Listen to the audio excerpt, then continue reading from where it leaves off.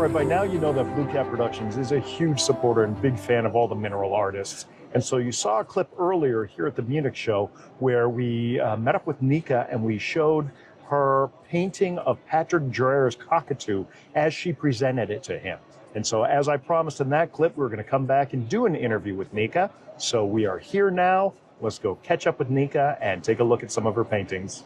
Nika, how are you? Hi, Brian. Oh, glad that I was finally able to catch up to you again. It's been a long show, but I could not finish the show without doing a great interview with Nika Sobolevskaia. Thank you. And now the last name is perfect. I got it. Yes. I got it. After how many years? Nika, you have some fantastic work again. I want to start talking about these two pieces here.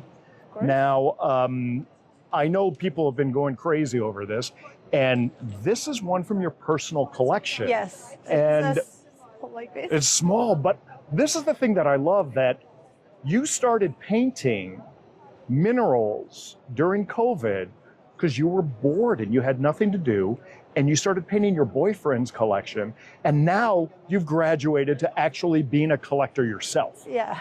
I love it. Tell us about this piece and the process that you went through to paint that.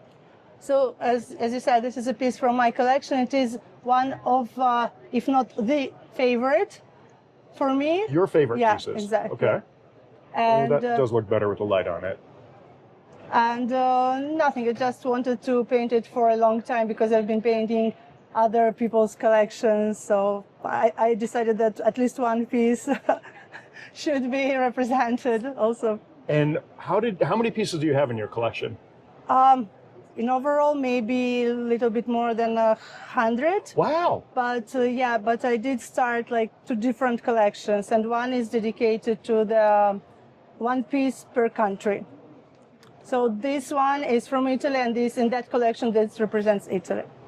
And you live in Italy now, Yes. right? You were born in Russia, but now, and then you went to Canada. Yeah. But now you live in Italy. Exactly. Okay. And where in Italy are you based? In Tuscany. In Tuscany. Fantastic. Yeah. So why this one versus the other 100 or 99 pieces that you have? Because just as I said, it is my favorite. It is your personal favorite. It is my personal favorite, yeah. Is it the color, or what does it do to you emotionally? Yes, it is the color, it is the shape, because it has the heart shape, and yeah. Look at you, a little romantic. Okay, now what about this? This is from these 3 pieces are from your boyfriend's collections, right? Yes, they are.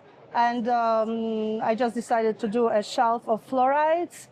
And I posted the previous painting you showed, and this one I decided to use like wooden shelves, just to give a different setting than just a simple, just a simple background. Now, does Francesco only collect fluorides, or is he a little bit of everything? He collects a bit of everything as long as it's aesthetic. Okay, all right. Yeah. And honestly, we owe Francesco a big thanks for getting you involved as both a painter and now as a collector. Exactly. Okay, let's go around the corner here. You have some other pieces.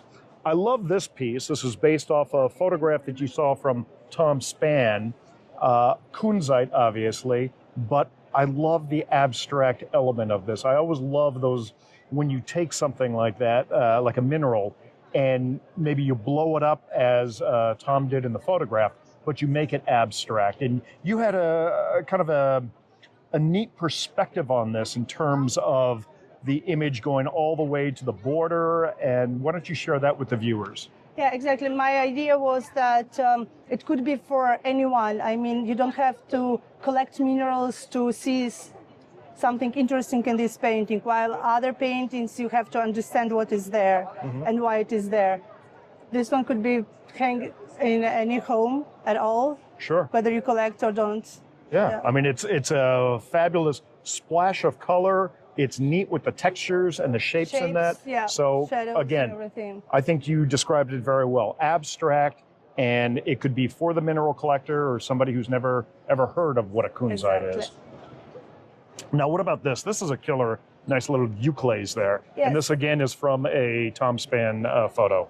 Exactly, and since the theme of this Munich show is rare minerals from Europe, I decided just take a rare mineral, not necessarily from Europe. Mm-hmm. And I found this beautiful photo from Thomas, and that's why it's there. And this is from the Brownlee collection. Exactly. And they are a collecting couple based out of Dallas. Okay. So hopefully someday, maybe not 2026, but maybe 2027, when you come to Tucson, we'll have the opportunity to introduce you to that. Oh, of course, yeah. That'd be lovely. I love that piece. That's super. Okay, tell us. This is Elbaite from Elba Island Yeah, exactly. on Matrix, which is, Matrix, incredibly hard to find. Tell us about this So piece. this is the same reason this painting is here, because it is a rare mineral, but this time from Europe. And this is one of those paintings that also, as I explained last year, is where I take an inspiration, which means those crystals could be exactly like this in those kind of positions and that kind of growth, but I just placed them on the matrix the way I wanted to. Oh, okay. Yeah. So this is not of an actual specimen. Exactly. This It's is a your combination interpretation of the ideal specimen. Yeah, exactly. All right. We're going to have to tell Pizzotta to go find one exactly like this.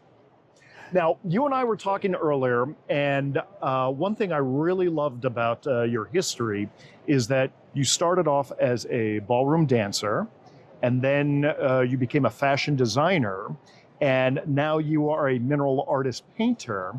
But sometimes you feel the constraints of having to paint within certain lines in terms of you have to accurately represent a mineral like you did here. So sometimes you have expressions here, which is kind of more a fantasy of, your ideal specimen. Exactly. But you've taken it one step further, and I absolutely love what you've done here. So what you need is that freedom of expression. So you work hard on mineral paintings, but then you need to do something that gives you a little bit more latitude in terms of creative direction. Exactly. And you have actually created two paintings here, one of which is right behind you, where you combine the minerals with something else in nature. And of course, this one speaks to me because I'm a scuba diver, but tell us about this painting here, and then we'll go take a look at the other one. Yeah, so basically the idea was that often when you see a mineral, it reminds you of something. I've seen it a lot also in your videos, that you always, that looks like this and this looks like that. So the idea was just that the aragonite reminded me of coral. So I decided to combine them and place them in the same painting. I love it. I absolutely love that. Let's go over to the other one that you've done here, which is kind of the first one in this on the wall here. And it is the first one for this series. This is the first one in the series. Yeah. And of course, it is lovely bladed wolfenite with the monarch butterflies. Exactly. Yeah, I love it. And so this was the first in the series. You just kind of came up with this out of the blue. You saw the wolfenite, and it. Oh, I saw the butterflies. You saw you saw the butterflies, and it reminded you of wolfenite. So basically, wolfenite always reminded me of butterflies, but I never thought of putting it together until I saw like a program on TV on nature and stuff like this, and I saw these butterflies. I was like, oh, since that reminds me always of like wolfenite reminds me always of butterflies, that could be nicely put on the same painting. And so it started from there because I saw that. The idea is because I saw that, even though I connected it differently before. Yeah, like I always That is superb. I love this kind of freedom of expression. Yeah. I am such a huge fan of yours. And again, for the people who don't remember, we met over this. That was a gift that Nika had given me, I think it was 2 years ago, 2 years right? ago, exactly. 2 years ago when you first introduced yourself to me here at the Munich Show. And I can't wait that hopefully someday you come to Tucson. I hope so. And you get to experience that. Yeah. And we're going to keep up with you. We're going to keep doing interviews with you. And I want to keep seeing how you expand and how you grow your creative talent. Okay. Nika, thank you so much. I'll come up with something new for the next year too. Oh, I know you will. I know you will. All right, Nika. Okay. Take care. Right. Everything is beautiful.